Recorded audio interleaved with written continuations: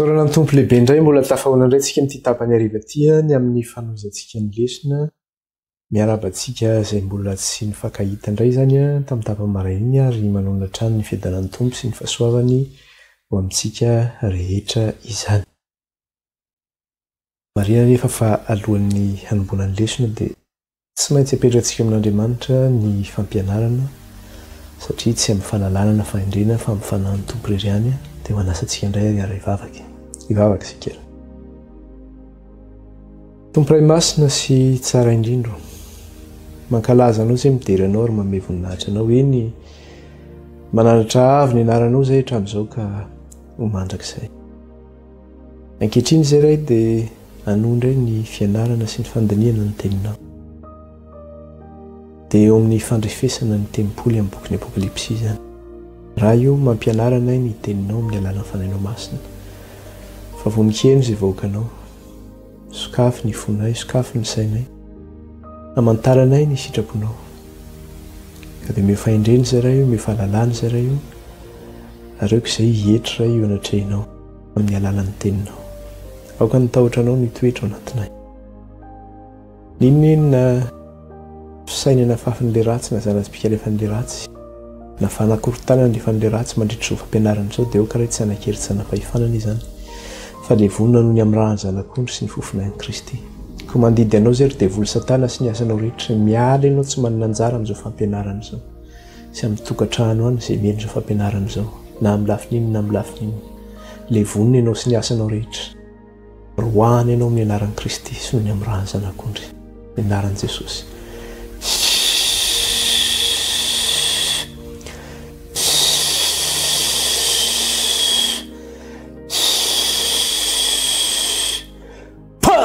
Ravy Satana noho ny amin'ny rahan'ny zanak'ondry sy ny fofinain'i Kristy, tsy manan-kery tsy manam-pahefana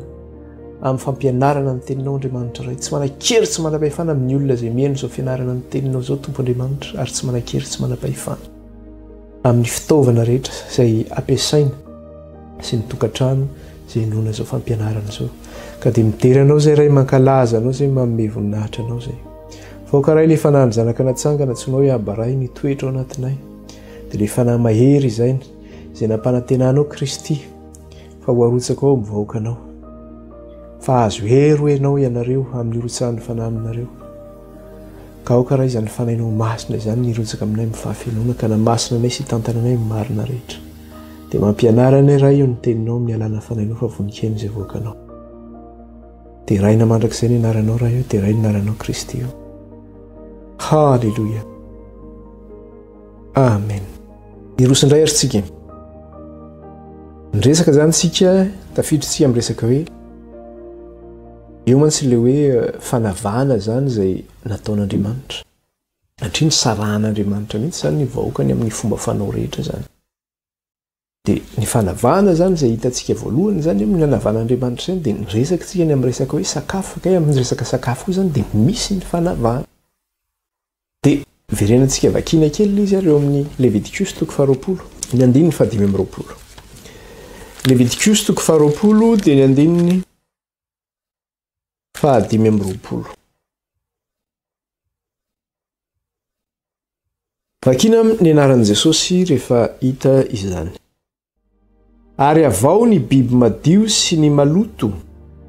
ary ny vorona maloto sy ny madio.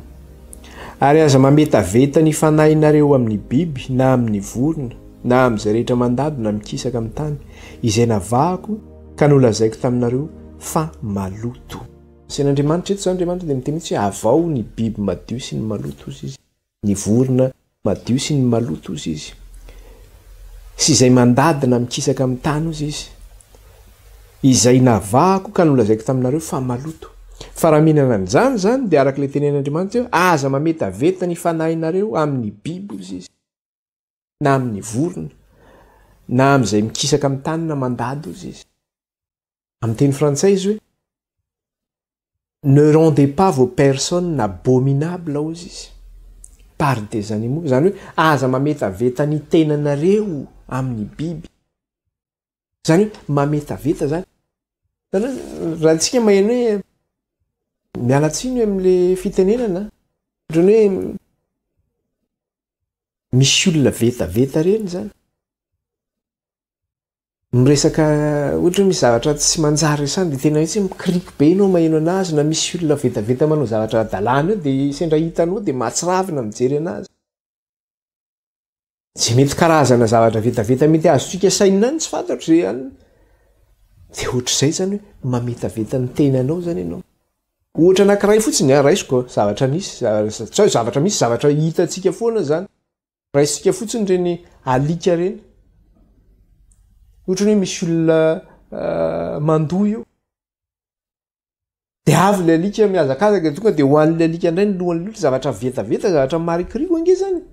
dia metitra zany hoe aza mametaveta ny tenanareo amin'izany dia ohatr'izany zany ohatrany hoe imagineo zany mijeren'Andriamanitra atsika zany rehefa manao an'izany tsika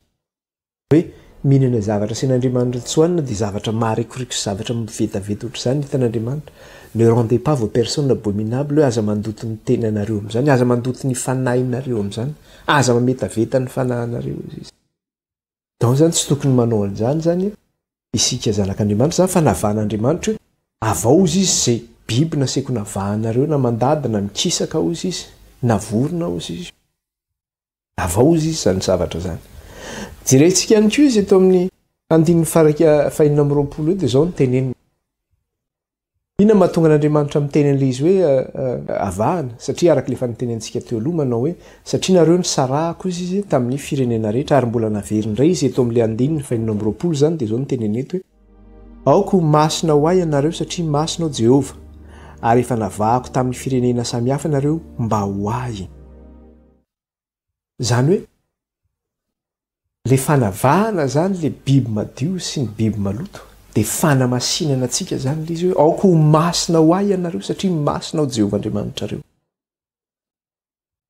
satria efa navahan'Andriamanitra tamin'ny firenena rehetra isika ho izy izy zany hoe tena fanavahana mihitsy zany le resaka sakafo ho an'ny sasany izay miteny efa madio avokoa ny zavatra rehetra nge tsy tenenina fotsiny amin'izany madio avokoa ny zavatra rehetra ataovy hoe zavatra raiso izay hoe madio avokoa ny zavatra rehetra dia teneniko fotsiny zay zavatra teneniko teo izay hoe le zavatra nalohan'le olona zay ka niazaka zany'le alika dia ataovy hoe fa madio izay hoe fa madio avokoa ny zavatra rehetra sahanao ve mihinana an'iny zavatra iny fa madio avokoa ny zavatra rehetra na ianao raha tsy hihinana an'iny tsy hikatikaitsasika an'iny dia zay le izy fa rehefa tiatsika atao madio fotsiny le izy dia madio zay le izy ny tena marina fa rehefa Andriamanitra no miteny hoe navahako dia navahako satria masina ao Jehova Andriamanitra reo asian'Andriamanitra manavaka amin'izay zavatra zay zany tsika dia ato amin'ny Levitikos 20 zany Andriamanitra no mitenany zay hoe fanavahana zay hoe inona daholo ary re biby madio zany tokony ho antsika ary inona ny biby maloto tsy tokony ho antsika zany na biby lehibe zany io na biby kely io zany na misy ny biby lehibe mantsy dia misy ny ataontsika hoe atonontonona dia misy ny tena kely dia misy indray ny vorona misy indray ny any anaty rano zany ny azan-drano zany dia inona ny azontsika hohanina amin'ireny ary inona ny tsy azontsika hohanina izany dia ato amin'ny Levitikos 20 zany izy no miresaka an'izay zavatra izay Levitikos 20 zany no miresaka an'izay dia jerentsika raha ato amin'ny Levitikos 20 ny amin'ny lalàna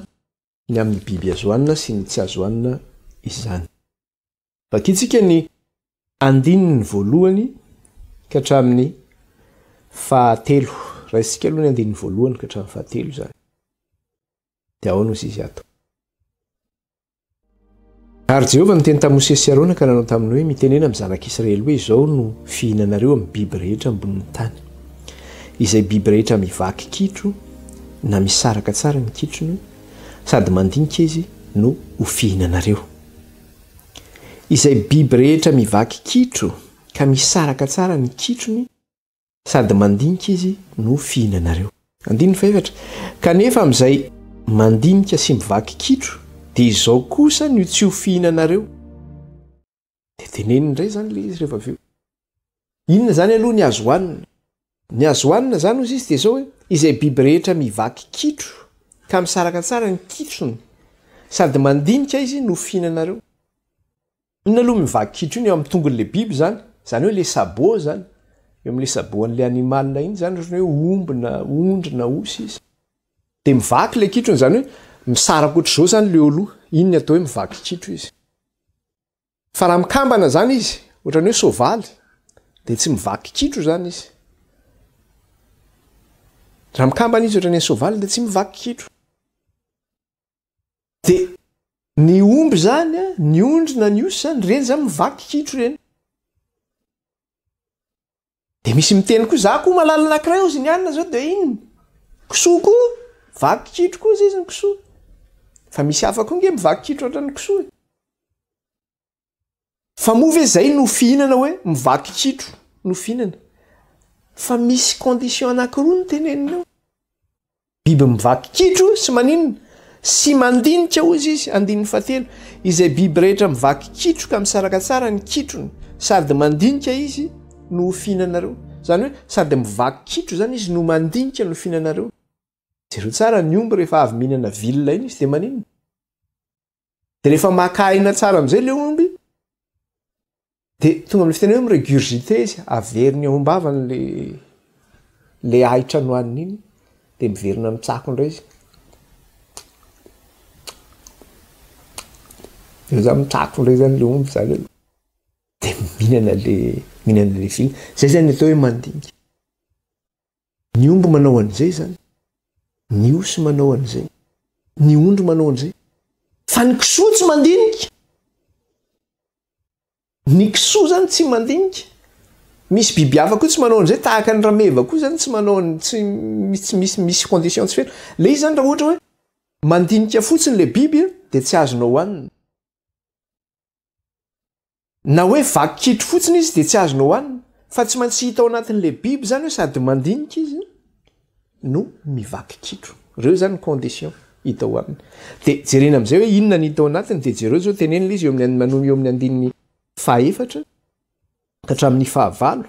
de vakitsika kely andininy fahaefatra ka hatramin'ny fahavalo kanefa izay mandinika sy mivaky kitro de izao no tsy ho fihinanareo ny rameva satria mandinika ihany izy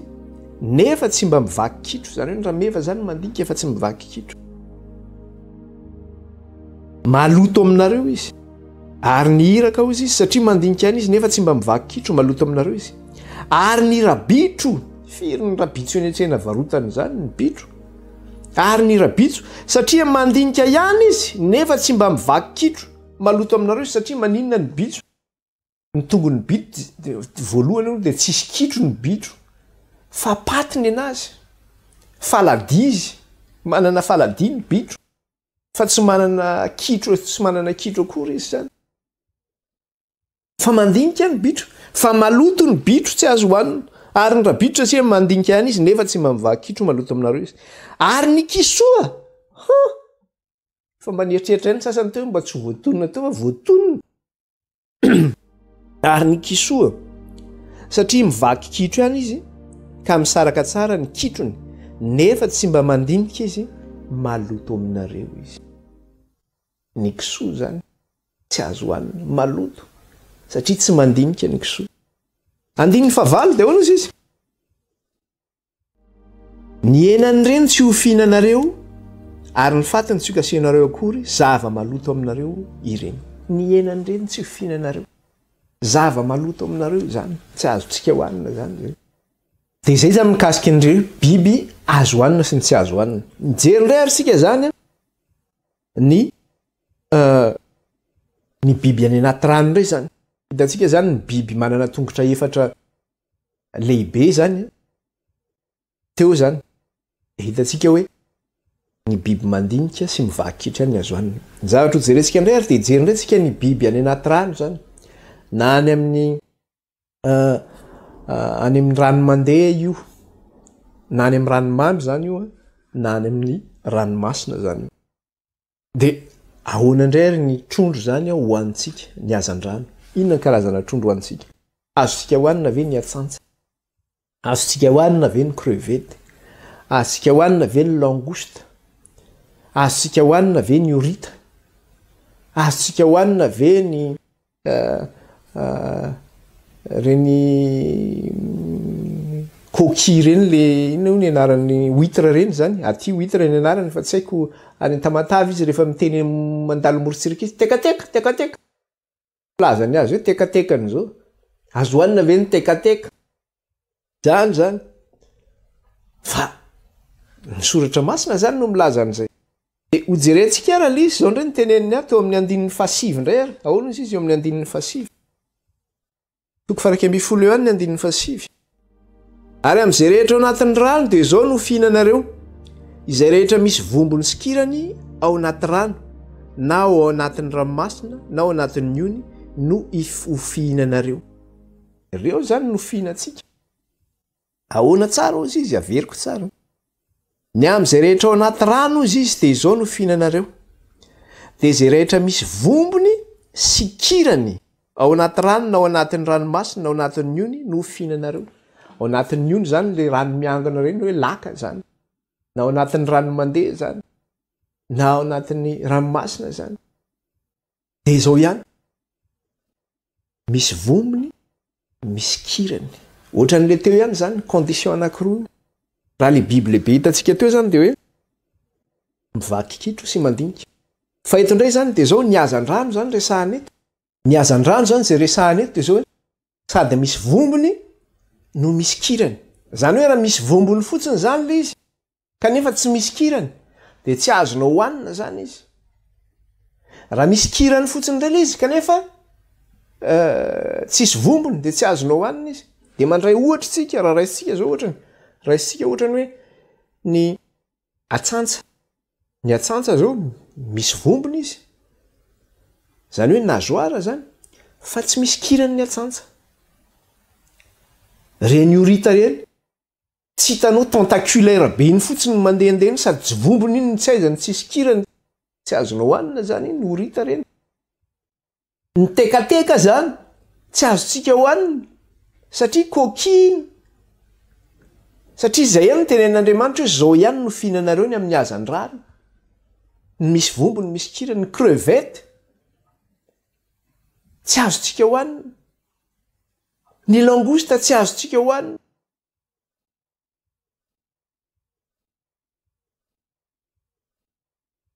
reo ihany zany ny asian'Andriamanitra ho antsika ny trondro misy vombony sy misy kirany reny trondro gasy reny zany tena mety tsara reny ny gogo tsy azo hohanina any amin'ny ranomamy reny satria ny gogo tsy misy kirany ny thon koa azo hohanina zao ny thon izy misy vombony izy fa ny kirany iny tsy hitanao ohatrany hoe tsisy kirany izy fa rehefa kikisanao izy majinika kely ny kirany iny thon iny majinika kely tena majinika aty andafy aloha zany zay le izy majinika kely ny amin'ny Madagasikara ny tsy fantatro sao de tsy mitovy koa ny thon sy ny thon ty zay ny tsy fantatro fa ny thon koa zany misy kirany iny fa majinika kely mihitsy le kiran'le thon fa zay zany ny amatarana lizy hoe inona ny trondro azo hohanina inona ny trondro tsy azonao hohanina afaka mihinana tilapia zany ianao afaka mihinana carpe ianao afaka mihinana merlan ianao rehefa misy trondro misy kirany sy vombony zany ka feno condition reo zany de azo hohanina zany ny mikasika zavatra zay andininy fafolo de ahoana izy izy fa izay rehetra tsy misy vombony sy kirany kosa na ao anatin'ny ranomasina na ao anatin'ny ony na ao am'izay rehetra mihetsiketsika ao anatin'ny rano sy amin'ny zava-mananaina izay ao anatin'ny rano fa avetavetana aminareo ireny de tenenin'Andriamanitra mihitsy fa avetavetana ho anareo zany de averiko tsara zany zavatra vetaveta zany zavatra marikoriko zany tsy azotsika hohanina zany fa avetavetana ho anareo ireny andininy faraky amby folo eny ho favetavetana aminareo ireny tsy ho fihinanareo ny nofony ary ataonareo zava-betaveta ny fatiny izay rehetra tsy misy vombony na kirany eo anaty rano dia zava-betaveta aminareo ny zavatra rehetra tsy misy vombony na kirany eo anaty rano dia zava-betaveta ho atsika izany de zay zany mikasika n'izay ny hazan-drano zany zay hitantsika to hoe ny azo hohanina sy ny tsy azo hohanina fa iresaka indray zany tsika ny amin'ny vorona hoe inona ny vorona azotsika hohanina zany tahaka ny hoe vorontsiloza akoho akanga voromailala autrisy misy karazana vorona betsaka zany de inona ny azo hohanina sy inona ny tsy azo hohanina amin'ny Madagasikara moa somary vitsivitsy ihany zany ro hoe azo hohanina ny azo hohanina ny okotro ny gisa ny gana ny dokotra fa aty tena misy karazany mihitsy reny de jerentsika kely indray raha mikasika ny zavatra zay ahoana izy ny andininy 7:10 izy miteny an'izay ary izao no zava-betaveta aminareo amin'ny vorona ka tsy ho fihinanareo fa zava-betaveta izy. Ny volotara sy ny gipa sy ny ankoay. Ny ankoay zany ny aigle reny zany le ankoay sy ny ankoay ozy izy. Ary ny papango sy ny voromahery isan-karazany, ary ny goaika rehetra isan-karazany, ary ny ostrisa sy ny tararaka sy ny vorondrika sy ny hitsikitsika isan-karazany, ary ny vorondolo sy ny manarana sy ny vorondolo lehibe, ary ny bisy sy ny sama, ary ny volotora madinika sy ny vano be, reny vorona anaty rano reny zany isan-karazany, ary ny takidara sy ny manavy sy ny zava-mandady rehetra izay manana elatra sady andin'ny faharoapolo izy efa afandray ny zavatra resahany io zany. Ka io zany le zavatra tiana tenenina hoe tonga de fehezitsika fotsiny zany le izy. Ohatra zao eto izy zao miteny ohatra ny eo amin'le ataontsika ohatra ny eo amin'ny 120 ohatra de zao nitenenina eo amin'ny 120 ao izy eo amin'ny 120 ary ny ostrisa sy ny tararaka sy ny vorondrika sy ny hitsikitsika isan-karazany ozy izy. Ka amin'ny teny français de tenenina l'autruche, le hibou, la mouette, l'épervier et ce qui est de son espèce. La mouette, l'épervier de ce qui est de son espèce zany hoe le vorondrika zany sy ny isan-karazany ozy izy, zany hoe ny espèce-ny zany. Ka raha vao mitenitsika hoe espèce-ny io zany de inona le espèce tenenina? Le espèce-na palmipède zany no resahana eto. Inona le palmipède? Zany hoe le tongotra n'le vorona iny zany de zao hoe misaraka ve ohatran'le vaky-kitro teo ihany zany izy, satria manana paty ny poulet zany na ny vorona, ohatra ny anankitelo izy de misaraka telo ohatra zao zany, atsika misaraka ohatra zao zany de mizara ohatra zao izy. De raha vao le palmipède izy de misy mitohy eto mampitohy anazy, ohatra ny hoe ny gisa zao de misy mitohy le palme, misy palma zany izy. Ny biby misy palma satria zay le teneniny teo hoe ny vano be sy ny vano kely le biby anaty rano reny zany ohatra zay ihany koa reny. Zany hoe reny raha vao misy palma zany izy de tsy azontsika hohanina zany izy. Ohatra ny hoe ny gisa, ny gana tsy azo hohanina zany zay. Ny dokotra tsy azo hohanina zay, ny akoho maninona? Paty iny fa tsy palma ny azy, misaraka tsara le izy. De manao hoana? Azo hohanina iny. Ny akanga azo hohanina ny akanga. Ny voromailala azo hohanina ny voromailala. Ny vorontsoloza azo hohanina ny vorontsoloza. Ny amin'ny vorona zany de zay ny azontsika hohanina zany, rehefa misaraka zay izy azontsika hohanina zay. Fa ny eto misy teneniny sasany ny otrisa tsy azo hohanina, ny otrisa ozy izy. Reny tsy azo hohanina reny. De zay ny afantaranao anazy zany, iny le misaraka iny azontsika hohanina zany iny. Fa raha vao misy palma izy zany de tsy azontsika hohanina iny, raha vao resaka vorona no resahana zany. De tohizantsika indray ary, eto indray izy miteny ohatra ny eo amin'ny 120. Eo amin'ny 120 azafady. Mikasika indray izy ny amin'ny biby kely indray zany no resahana eto, ohatra ny hoe valala, ohatra ny hoe le cigale reny, na misy karazany le mety biby kely mitovitovy amin'ny valala reny zany. De misy ny azo hohanina, misy ny tsy azo hohanina ihany koa. De zao no teneny ohatra ny any atsimo zao Madagasikara rehefa tonga ny kere reny de mihinana valala ny olona satria tsy sakafo reny no sakafo hohanina. Hoe azontsika hohanina ve zany? De inona ny azontsika hohanina ary inona ny tsy azontsika hohanina? De eo amin'ny 120 izy miteny hoe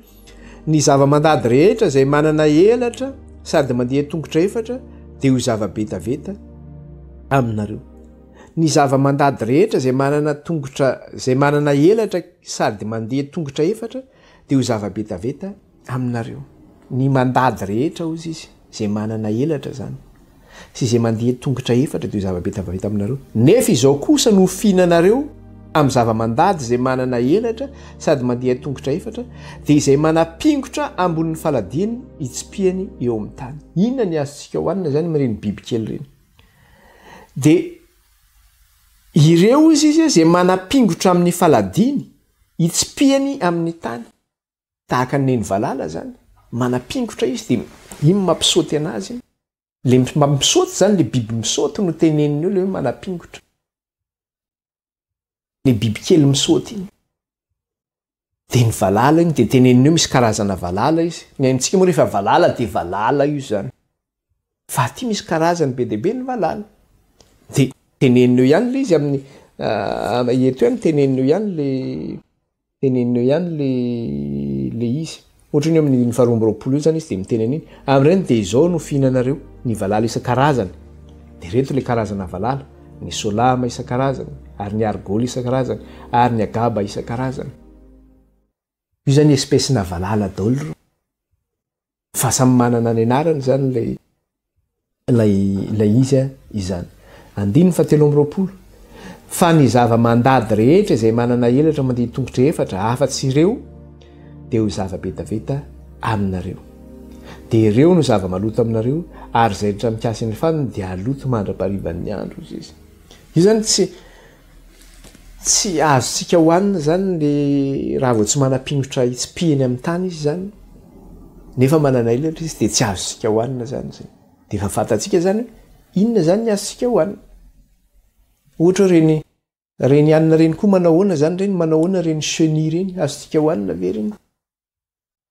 reny tonga dia mandady amin'ny tany mihitsy reny tsy na le mily paty misy patiny reny misy mihinany reny fa azo hohanina ve reny ohatra ny sinoza dia zao ny azy rehefa manatongotra efatra na ino dia azo ny hohanina daholo na tsy manana tongotra efatra raha dia hohaniny ny azy hoe afa-tsy ny latabatra ihany ka ho antsika koa ve manao an'izay zavatra zay fa zay zany nyteneny mikasika le bibikely iny zany zao ny azonareo hohanina ary zao ny tsy azonareo hohanina zany dia nyteneniny teo le izy fa zava-betaveta ny hoanareo reny ozy izy eo amin'ny 720 ary mandoto ny tenanareo nareo raha mihinana an'ireny zany na mikasika an'ireny biby ireny rehefa maty ireny biby ireny dia zao ny teneniny eto indray vakitsika indray eo amin'ny 920 indray no jerentsika eo amin'ny 920 mikasika indray zany le mandady amin'ny tany tahaka ny hoe ny biby lava zany sy ny kibony mikasika amin'ny tany zany ohatrany hoe ny grenouille ny saoana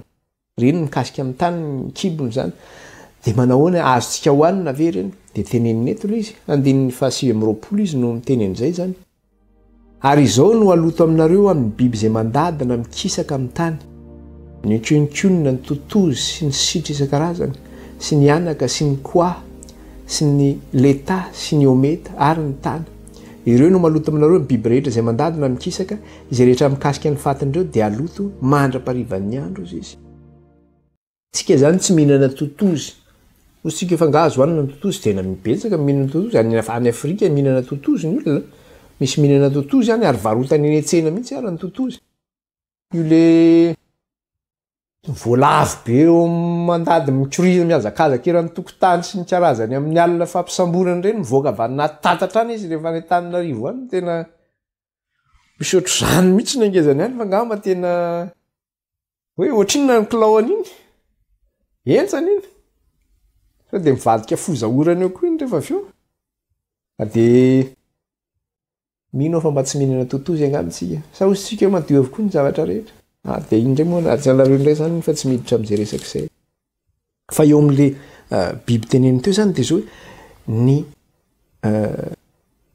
ny saoana zany tsy azontsika hohanina ihany koa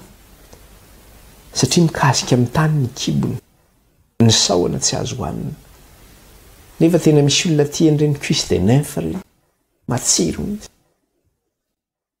malala olona tena tian'ireny mihitsy fa zay le izy zao tontolo zao nge zany tsy magaga zao tontolo zao nge afaka mihinana zavatra rehetra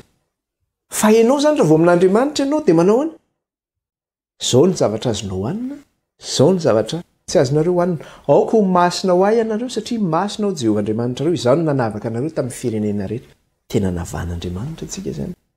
amin'resaka sakafo mba tsy hahafahantsika maninona mihinana an'izay zavatra izay izany na ny biby lava ara zany dia zao espècen'izay zavatra zay tsy azontsika hohanina zany na ny biby lava ara tsy azontsika hohanina zay izy tsy miteny mihitsy eo zavatra hoe zao ny azonareo hohanina zao ny zavatra tsy azonareo hohanina ozy izy tenenina izy fa na ny biby lava ara tsy azontsika hohanina zany ny sinoa mihinana an'izay zavatra zay satria espècen'izay zavatra voalaza teo zay na ny biby lava azy dia tsy afaka mihinana an'izay zany tsika. Dia reny biby maloto rehetrarehetra voalaza teo reny zany nyresakantsika teo nyresaka hoe ny biby lehibe, nyresakantsika ny biby atonony, nyresakantsika ny hazandrano, nyresakantsika ny biby kely, nyresakantsika ny biby mandady, nyresakantsika ny vorona, ireny biby rehetra reny zany dia zao hoe ny fatiny reny zany le biby maloto ny resahako eto, ny fatiny reny raha mahakasika zany ny sakafo hoaninao dia maloto ny sakafo hoaninao. Raha mahakasika ny vilaninao reny dia efa maloto ny vilaninao. Tsy azontsika zany hoe andeha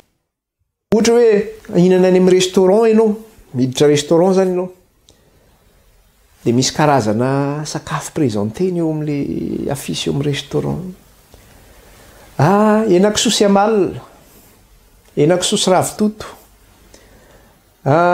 henomby ritra, henomby saosy,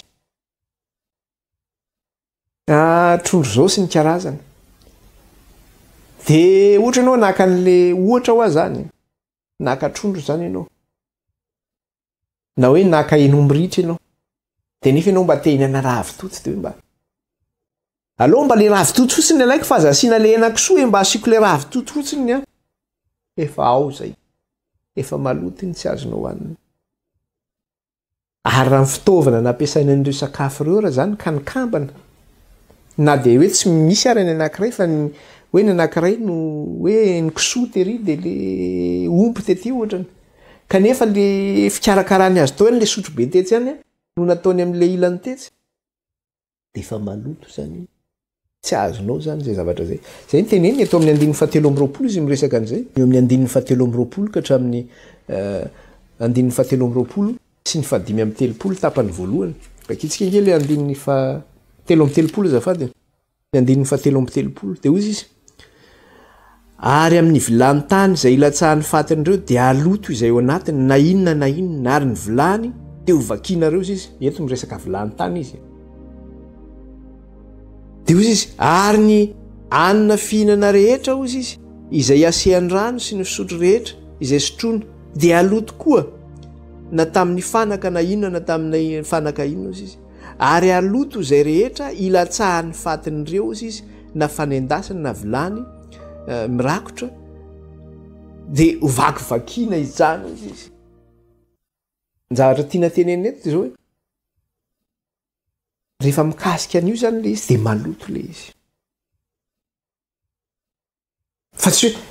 afaka tsy hoe hihinana le hanina etsy ianao dia ho ataonao amin'itio, maloto iny. Ianao koa zany raha sendra toa hoe nihinana tsinahy ianao dia maloto ianao mandritry ny andro izy. Mila misasa, mila midio ianao.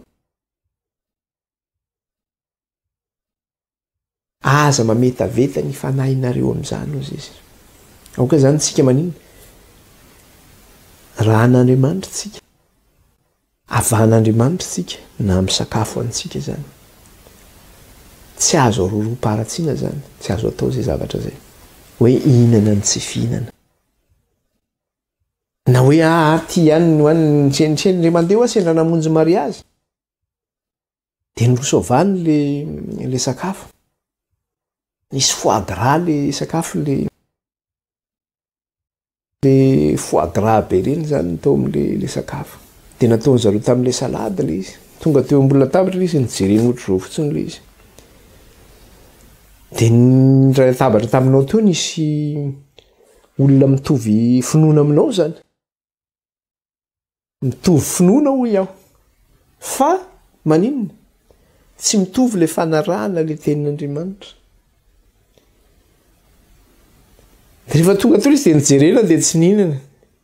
Dia tonga teo amin'ny viliany zareo koa izy. Dia izy fanganareo tsy mihinana dia tsy mety tika hono nananao an'ity. Misy le foie gras dia eto misy an'le salady, misy tomaty, misy atody. Ozy izy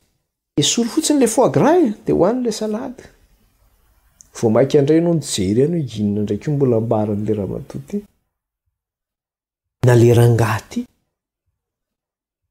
dia tsy nikitika ianao tsy mety zay aza mametaveta ny fanahinareo izy izy zay nge le teneniny teo aza mametaveta ny tenanareo ary ny tsy fihinananao an'izay inona moa ny tahotra anao an'izay zay le hoe tahotra le tenin'Andriamanitra satria Andriamanitra ny tenin'izay dia matahotra ianao tenin'Andriamanitra io ka na ianao ary olombelona miteny aminao hoe aksaniko nga ianao Andriamanitra no tsy mety satria nahoana ny conscience anao miampanganao tsy afaka manamary tena amin'izany ianao rehefa zay ny tenin'Andriamanitra dia zay zany tsy afaka miala amin'izay zany tamin'ny andro taloha moa zany ny zavatra fampiasa zany na ny fanendasana io na iny dia vilany tany no ampiasaina amin'izany na vazy tany tonga dia atota mihitsy tena vaky ty lasa indray no maka vaovao indray zany manao adeoka zany tsika tsy andoty ny fanaova-mofontsika amin'izany zavatra rehetrarehetra zany na avy ny zavatra fanako tokantrano dia alao indraman'le voisine anao fa zay mba tena manambahiny be nefa le voisine zany fa zay olona n'izao tontolo izao dia mampindrany vilany zany hanendasany kosokosony anina ny vilany manina no lasena olotono ohatr' zany rehefa mba manana zavatra koa dia rehefa misy mindrana ohatr' zany dia mba teneny tsara tsy anaovana an'izao ty tsy anaovana an'izao ty satria zay no mampiavaka anao ny fitenenanao an'izay n'le olona dia efa fahafantarana fa zanak'Andriamanitra ianao navahan'Andriamanitra zay nge le fijoroana vavolombelona nge zany dia zay mikasika an'iny zany fa toizantsika ny lesona izany iresy zavatra resantsika manaraka entonay dia zao le biby hoaninao iny ary ohatra le hoe mitenentsika le biby lehibe zany mitenentsika teo na ny vorona io zany dia ahoana indray ary no famononan'ilay biby raha ohatra ve le biby maty fotsiny amin'izao azontsika hoanina ve ny biby iny raha maty fotsiny amin'izao indray ary eo indray zany le fanontaniana no mipetraka hoe raha maty fotsiny amin'izao le biby dia azo hoanina ve dia izao ny teneniny eo amin'ny 9:7 izy no miteny eo kaikeo ihany fa tsy lavitra ahoana ozy izy ary raha misy maty amin'izay biby fihinanareo dia aloto mandra-parivan'ny andro izay mikasika ny fatiny izany hoe raha biby madio zany no maty nefa biby azontsika hoanina izy ka na mikasika ny fatiny iny fotsiny aza ranontsika dia zao maloto tsika raha mikasika ny fatiny iny 9:7 dia ahoana izy ny tenenina 9:7 eo ary izay mihinana amin'ny fatiny dia anasany fitafiny ary aloto mandra-parivan'ny andro ary izay mihinana ny fatiny izy dia anasany fitafiny ary aloto mandra-parivan'ny andro zany raha mihinana ny fatiny ny biby iny zany ianao na hoe biby madio ary ny biby iny zany dia maloto zany ianao satria nahoana ilay biby maty ho azy le biby fa tsy nyvonoana na latsa-dra ny biby maty ho azy zany tsy azontsika hoanina ny biby maty ho azy fa ahoana ny famonona ny biby hoanitsika koa eo koa zany mbola condition anankiray eo ny biby zay hoanitsika zany dia zao biby ny famonona anazy alatsa-dra ny biby iny fa raha ny tsy alatsa-dra zany ny biby iny dia manao tsy azontsika hoanina zany ny biby iny raha ohatra koa misy biby madio vonoana nefa etofena zany iny zany hoe seporina no namonona le biby ohatra hoe nikendana le biby no namonona anazy zany ohatrany dia tsy azontsika hoanina zany iny fa ny biby vonoana azontsika hoanina dia ny biby manio izy ty ny biby alatsa-dra zany jereo fa tenenina izy aty amin'ny testamenta vaovao izy miteny zany aty amin'ny asan'ny apôstôly 5:20 izy miteny an'izany zay nafatra faran'ny apôstôly any jentilisa zay resy lahatra nisy jentilisa vo resy lahatra dia nametraka fifehezana mihitsy ny apôstôly zany mitenina nambara manao hoe izao no tsy azonareo hoanina ny biby ozy izy zay etofena 5:20 azafady vakitsikely izy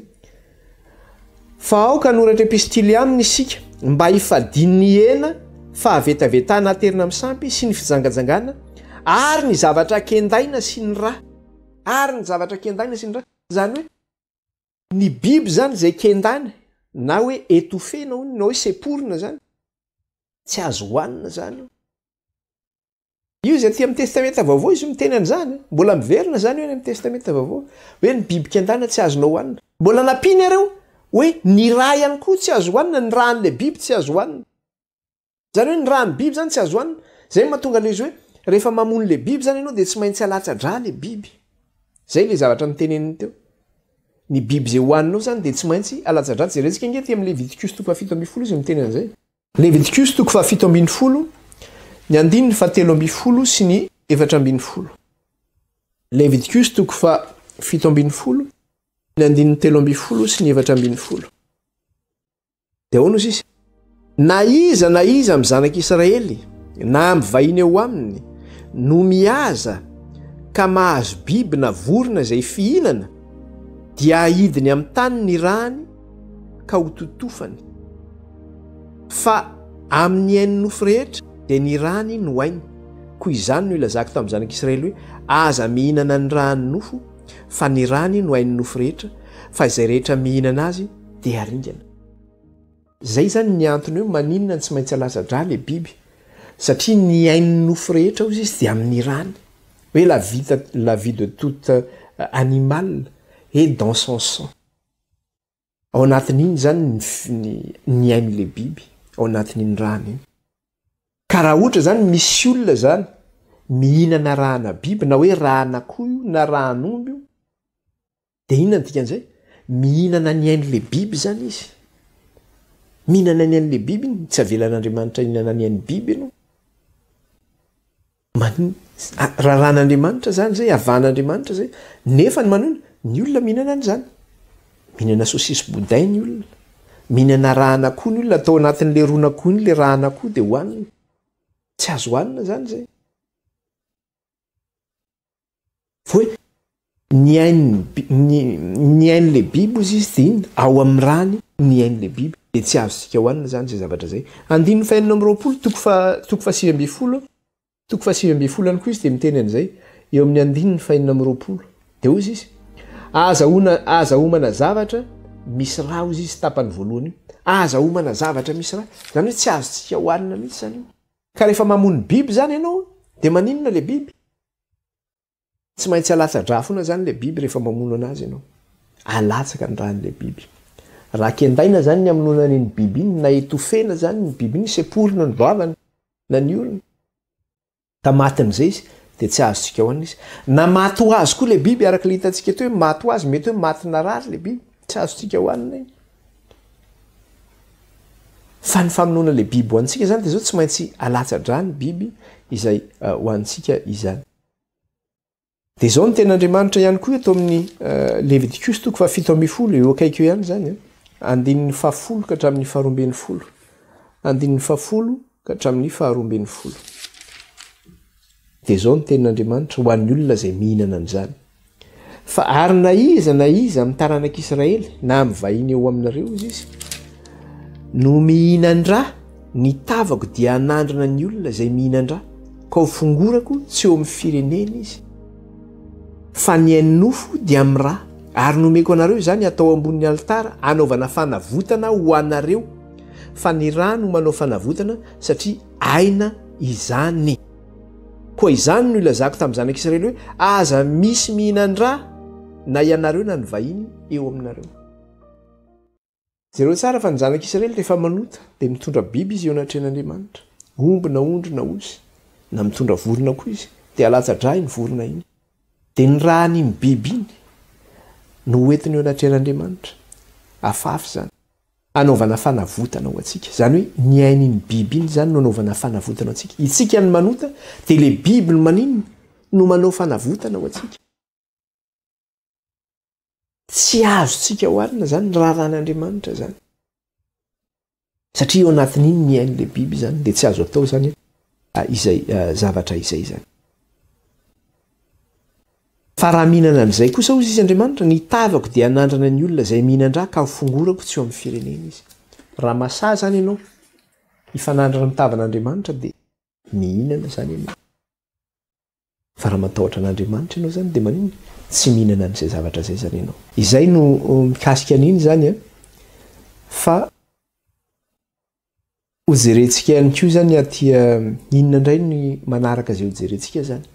zavatra hojerentsika manaraka indray zany de iresaka tsika ny amin'ny resaka hoe miresaka tsika fanavahana zany teo tamin'ny resaka hoe sakafo hoe inona ny sakafo tsika azo hanina resaka ndray zany tsika fanavahana hafa ndray zany to resaka momba ny resaka hoe fahamenarana zany amin'ny resaka hoe fitafiana zany na hoe firavahana zany hoe fomba fitafy aty ivelany zany amin'ny kristianina hoe ahoana zany mikasika ny zavatra zay raha eo amin'izao tontolo zao zany dia misy ny atao hoe raha miresaka fotsiny tsika hoe resaka hoe code vestimentaire zany code vestimentaire zany eo amin'ny lafin'ny fiainana isan'andro ahitana an'izay ohatra hoe code vestimentaire ny mpiasan'ny hôpitaly manana fomba fiakanjo ny mpiasan'ny hôpitaly hoe zao ny akanjo anaovan'ny mpiasan'ny hôpitaly manana code vestimentaire ny militaire manana code vestimentaire ny mpiasan'ny ministera ohatra ny hoe any amin'ny reny ministera be reny zany dia ny hoe misy fomba fiakanjo any zany hoe tena na any amin'ireny grande firme na entreprise matanjaka be reny le manao palitao be sy ny karazany reny misy indray ny sasany manao akanjo tsotratsotra zany misy ny code vestimentaire ihany koa miresaka orientation sexuelle ho ny fitenenana zavatra misy zany aty andafy ho an'ny zareo gay tony zany hoe homosexuel tony zany na resaka lesbienne zany na resaka transgenre zany reny zany dia efa manana fomba fitafy zareo dia mifankalala izy amin'iny fomba fitafiny iny misy zany afaka manao ankety amin'izany tsika fa misy zany zavatra zany misy ny fomba fiakanjo any koa musulman misy zany code vestimentaire zany ary ho antsika kristianina mba mametraka fanontaniana manana code vestimentaire ave tsika sa tonga amin'le fitenena teo ny verina hoe madio avokoa ny zavatra rehetra za aloha raha ny kristianina misy dia zao tsy mahita an'izay code vestimentaire zay aiza ihany amin'ny mahita eo am'mpirehitra sy ny masera ny mahita an'izay zavatra zay hoe ny masera dia manao an'izao akanjo zao tena misarona saron-doha manao akanjo lava no opera manao an'izao fa ho an'ny mpino zany aiza zay code vestimentaire zay fa tsy misy manavaka raha mandeha ny an-dalana eny tsy fantatra hoe ahoana ty olona ty raha mandeha ny amin'ny plage fantatra ve ty hoe kristianina sa tsy kristianina nefa be dia be ny kristianina mandehany mitovy amin'ny fiakanjon'izao tontolo zao izy mandeha ny amin'ny plage sa manao le akanjo misy fitanjahana reny izy manao soutien kely manao le slip kely iny dia ny tena mahavariana amin'izao mialatsiny amin'le fitenena satria zay le tenenina le izy rehefa tsy mety tsy le fitanjahana ntsony no saromana zany tsy le fitanjahana ntsony no saromana fa lasa ohatran'le fitanjahana indray manarina le akanjo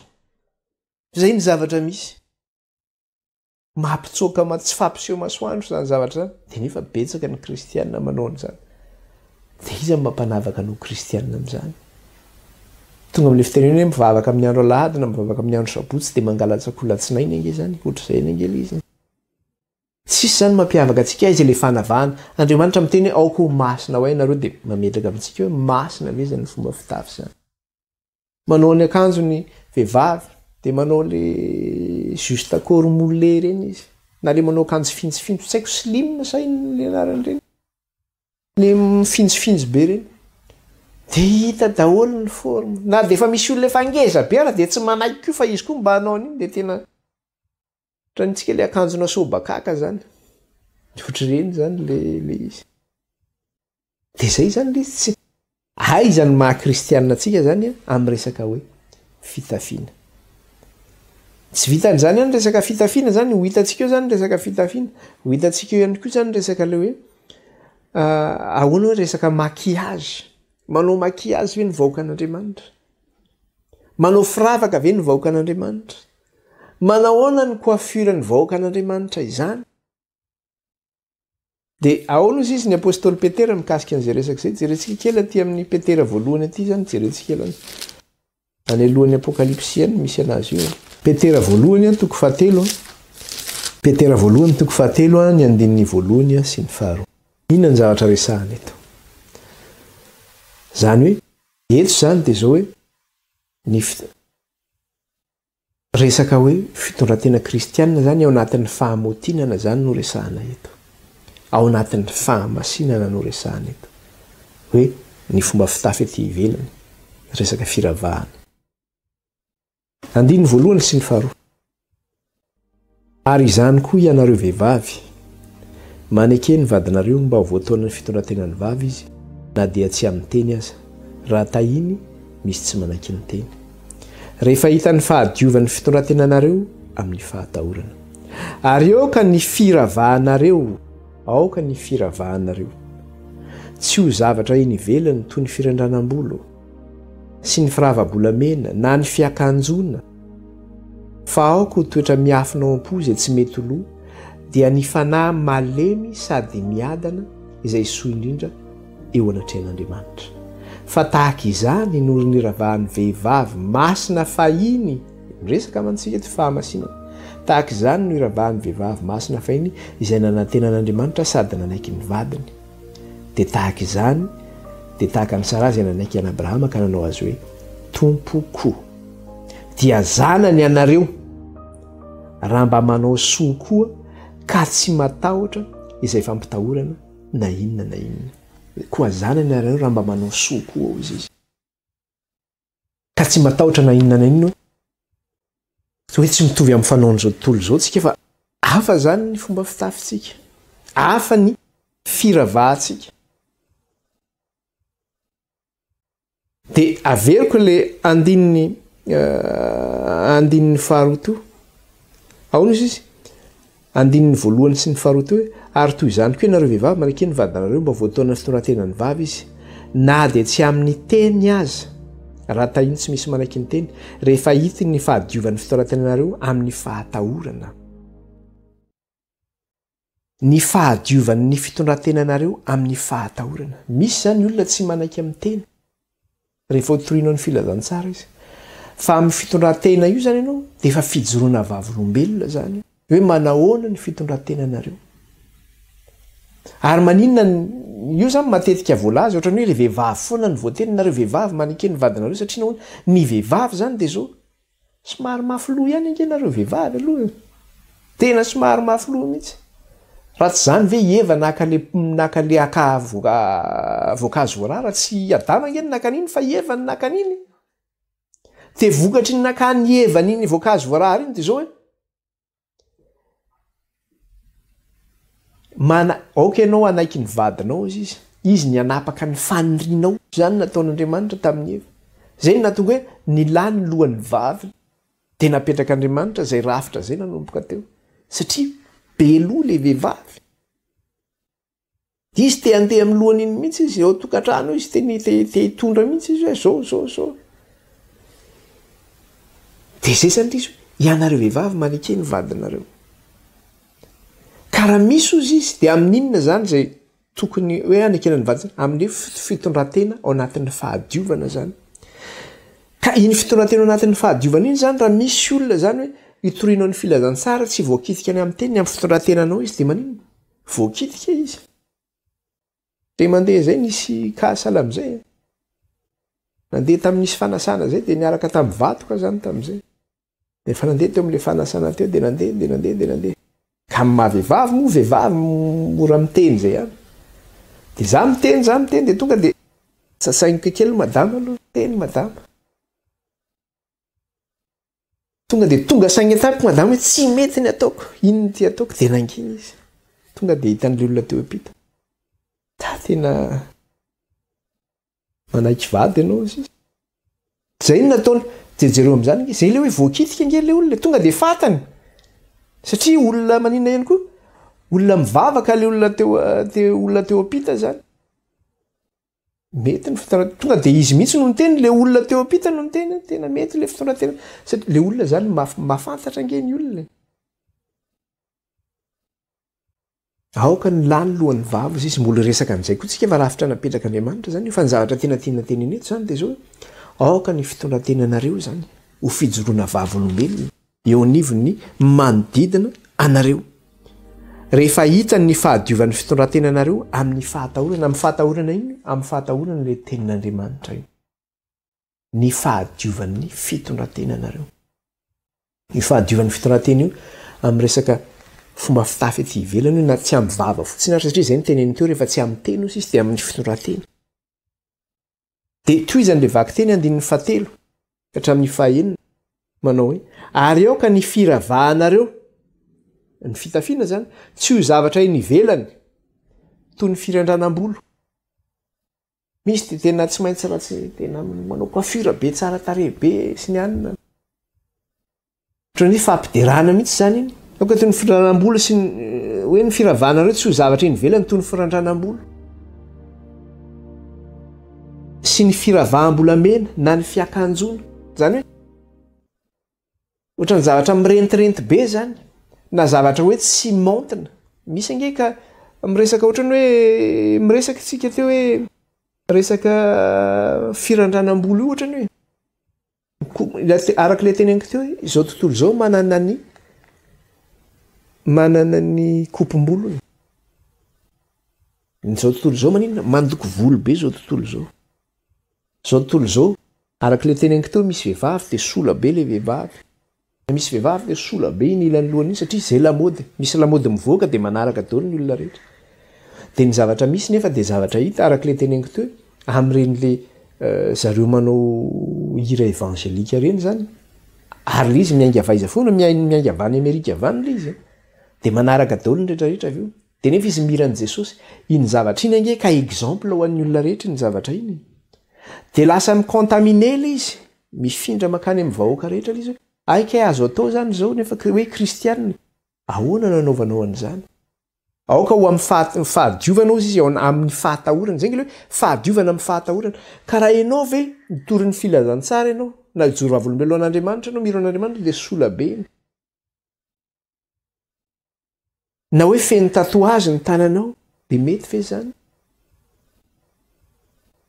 zavatra ity ivelany zany zay tsy manao an'izay fa ao anatin'ny fahamotinana ozy izy ao anatin'ny fahamotinana zany no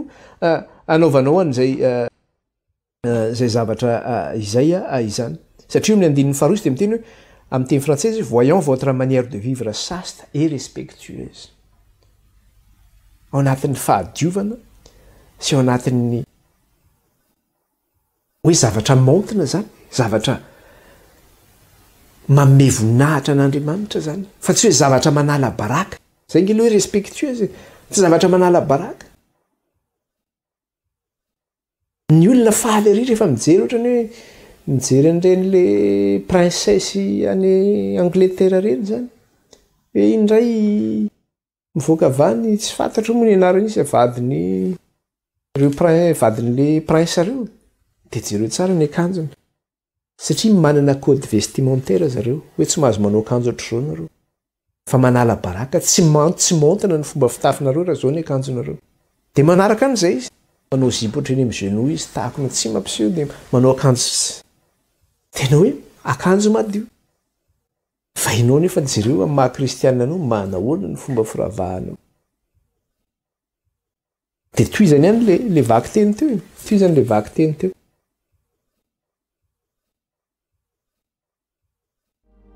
aoka ny firavahanareo tsy zavatra nivelany toy ny firandranam-bolo firavaham-bolamena na ny fiakanjona ozy izy eo ihany koa zany firesaka firavaka volamena ny kristianina tsy tokony manao an'izany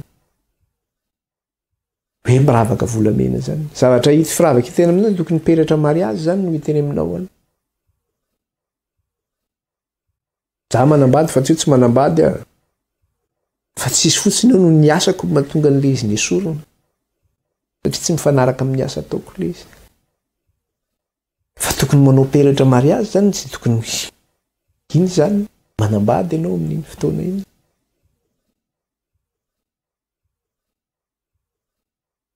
fa tsy hoe karazana peratra misy bagy eto misy bagy eto misy bagy eto misy eto amin'ny volamena eto amin'ny tanany eto collier ny embozina eny tsy tenenina ny kavina misofina amin'ny orona ny eny sasany ny makiazy moa tsy tenenina ntsony ny sorana daholo ny rehetrarehetra iny eo tsika vao miresaka hoe biby maloto nefa ny anao ny lokomena iny inona ny baziny ny lokomena iny mijery documentaire ao za mikasika an'iny fa kisoa nge ny baziny anaovana n'iny lokomena iny zavatra alaina amin'ny kisoa iny zay ve no hoaninao zay ve nataonao mivavanao anaovana makiazy io fa bon tsy ampy tsony ny fotoanantsika fa toizantsika manaraka izay lesony izay ivavaka sika hisaotra an'Andriamanitra raha eo amin'ny misaotra tompo amin'ny lesona izay vitanay indray teo anatrehanao tamin'ny teny ity mideranao izay ray mankalaza anao ry manome voninahitra anao eny mananitra avy ny anaranao izay misaotra ray ny amin'ny teninao so raha tomponay zany Andriamanitra ray atao avy an-tsainay ny anaran'i Jesosy tompo halleloia amen